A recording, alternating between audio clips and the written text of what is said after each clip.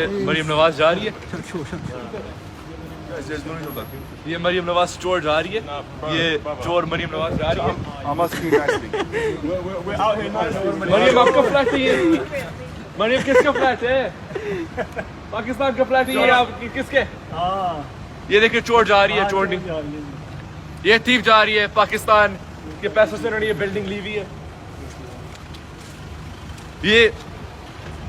ये एवेनफील्ड पाकिस्तानियों का होना चाहिए, ये हमारे पैसों से इन्होंने खरीदा है। पीटीआई का हकीकी आजादी मार्च सिर्फ बोल दिखा रहा है। 24 घंटे हकीकी आजादी मार्च, सबसे ज्यादा रील्स और सबसे ज्यादा रेटिंग्स के साथ बोल रहा नंबर 1।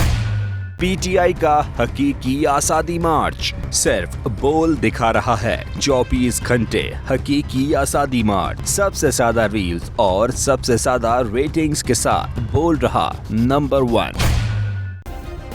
सब्सक्राइब करें और बेल दबाएं ताकि कोई खबर रह न जाए।